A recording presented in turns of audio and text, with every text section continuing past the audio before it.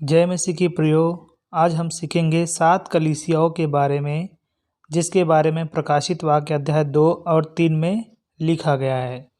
तो आइए हम अध्ययन आरंभ करें। अध्याय 2 वचन 1। इफिसुस की कलीसिया के दूत को यह लिख, जो 7 तारे अपने दाहिने हाथ में लिए हुए हैं और सोने की 7 दीवटों के बीच में फिरता है, वह यह कहता है कि प्रभु यीशु मसीह इफिसुस की कलीसिया को अपना परिचय एक ऐसे जन के रूप में देता है जो 7 तारे अपने दाहिने हाथ में लिए हुए है और जो सोने की 7 दीवटों के बीच में फिरता है। इन पत्रियों में प्रभु के बारे में किए गए अधिकांश वर्णन अध्याय 1 के वर्णन के समान है। पद क्रमांक 2। मैं तेरे काम और तेरे परिश्रम और तेरे धीरज को जानता हूँ, और यह भी कि तू बुरे लोगों को देख नहीं सकता, और जो अपने आप को प्रेरित कहते हैं और है नहीं, उन्हें तूने परख कर झूठा पाया। यह कलीसिया अपने भरपूर काम, अपने कठिन परिश्रम और धीरजपूर्वक सहनशीलता में काफ़ी आगे थी। यह अपने मध्य बुरे लोगों को सहन नहीं करती थी। इस कलीसिया में यह क्षमता थी कि झूठे प्रेरितों को पहचान ले और उसके अनुसार उनके साथ व्यवहार करे। पद क्रमांक 3 और 4 एक साथ देखेंगे। तू धीरज धरता है और मेरे नाम के लिए दुख उठाते उठाते थका नहीं, पर मुझे तेरे विरुद्ध यह कहना है कि तूने अपना पहला सा प्रेम छोड़ दिया है। मसीह के नाम के लिए इस कलीसिया ने कष्टों और विषम परिस्थितियों को धीरज के साथ झेला और यह दुख उठाते उठाते न थकी। परंतु इफिसुस के साथ त्रासदी यह थी कि इसने अपना पहला सा प्रेम छोड़ दिया था। उसके स्नेह की आग ठंडी पड़ चुकी थी। आरंभिक दिनों की दमकती गर्मजोशी लुप्त हो चुकी थी।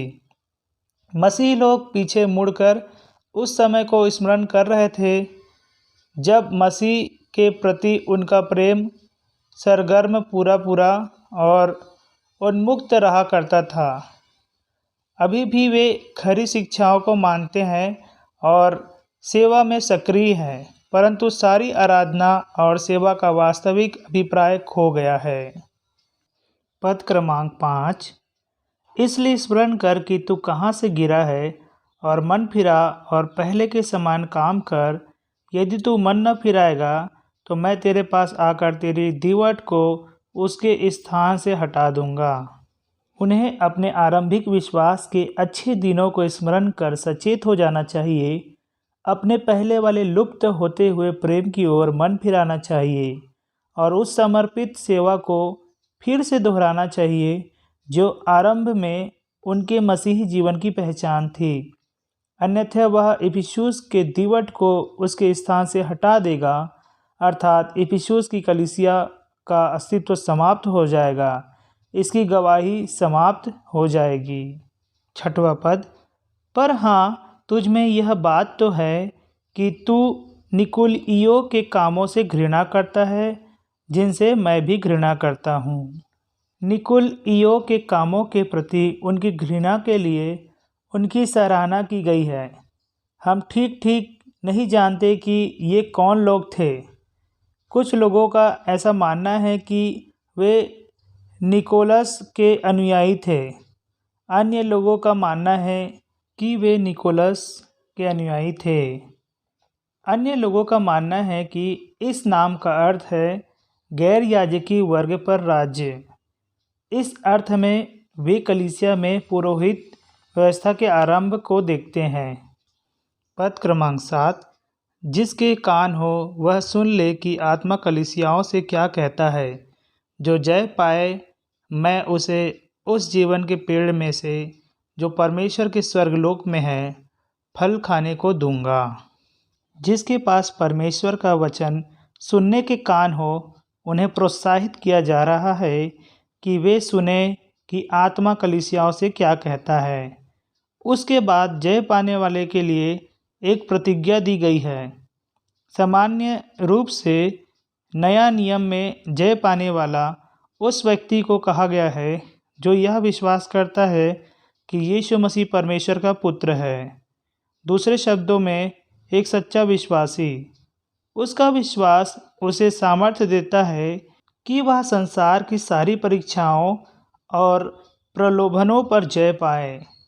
शायद हर एक पत्र में इन शब्दों में कुछ और विचार भी पाए जाते हैं जो उस कलीसिया विशेष की परिस्थिति से संबंधित है। इस तरह से इफिसुस की कलीसिया में जय पाने वाला व्यक्ति वह हो सकता है जो अपने पहले प्रेम को छोड़ने के बाद फिर से संभल कर मन फिरा लेता है।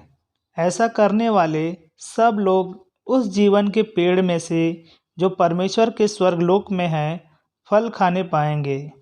इसका अर्थ यह नहीं है कि वे जय पाने के द्वारा उद्धार पाएंगे, परंतु उनका जय पाना उनके मन फिराव के अनुभव की सच्चाई को प्रमाणित करेगा। मनुष्य सिर्फ यीशु मसीह पर विश्वास लाने के द्वारा अनुग्रह से उद्धार प्राप्त कर सकता है। जितने उद्धार पाएंगे वे सब भी जीवन के पेड़ में से फल खाएंगे, अर्थात वे स्वर्ग में अनंत जीवन की परिपूर्णता के साथ प्रवेश करने पाएंगे। इफिसुस कलीसिया इतिहास की उस स्थिति को दर्शाने के लिए एक चित्र के रूप में ली जाती है जो प्रेरितों की मृत्यु के ठीक बाद उत्पन्न हुई थी। स्मुरना को संदेश। पद क्रमांक 8। स्मुरना की कलीसिया के दूत को यह लिख, जो प्रथम और अंतिम है, जो मर गया था और अब जीवित हो गया है, वह यह कहता है कि प्रियो, स्मुरना का अर्थ होता है गंधरस या कड़वाहट।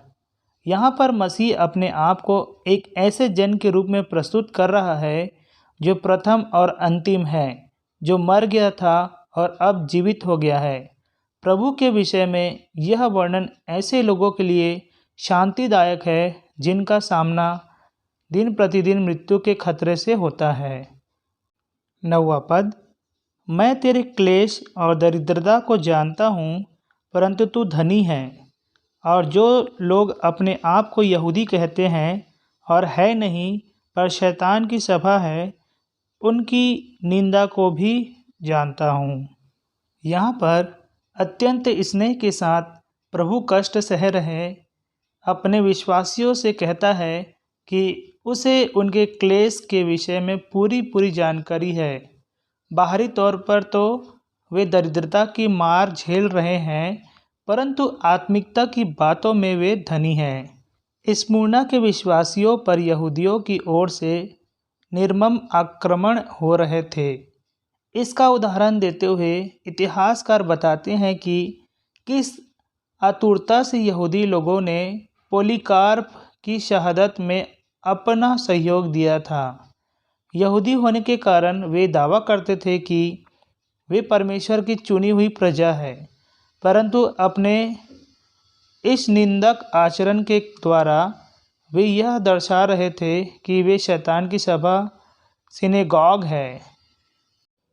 पद क्रमांक 10। जो दुख तुझको झेलने होंगे उनसे मत डर, क्योंकि देखो शैतान तुम में से कुछ को जेल खाने में डालने पर है, ताकि तुम परखे जाओ, और तुम्हें 10 दिन तक क्लेश उठाना होगा। प्राण देने तक विश्वासी रहे तो मैं तुझे जीवन का मुकुट दूंगा। मसीहियों को आने वाले दिनों में जिन दुखों को झेलना है, उन्हें उनसे न डरने को कहा गया है। उनमें से कुछ लोगों को कैद किया जाएगा और उन्हें 10 दिन के लिए क्लेश उठाना होगा। यह अवधि 10 वास्तविक दिन सम्राट कॉन्स्टेंटाइन के पहले के रोमी सम्राटों की ओर से 10 सतावों या डायोक्लेसियन के अधीन 10 वर्ष के सतावों को कहा गया है। विश्वासियों को प्रोत्साहित किया जा रहा है कि वे प्राण देने तक विश्वासी बने रहें, अर्थात मसीह पर अपने विश्वास से पीछे हटने की बजाय उसके लिए मरने के लिए तैयार हो जाएं। उन्हें जीवन का मुकुट दिया जाएगा, जो शहीदों के लिए एक विशेष प्रतिफल है। पद क्रमांक 11। जिनके कान हो वह सुन ले कि आत्मा कलीसियाओं से क्या कहता है। जो जय पाए उसको दूसरी मृत्यु से हानि ना पहुँचेगी।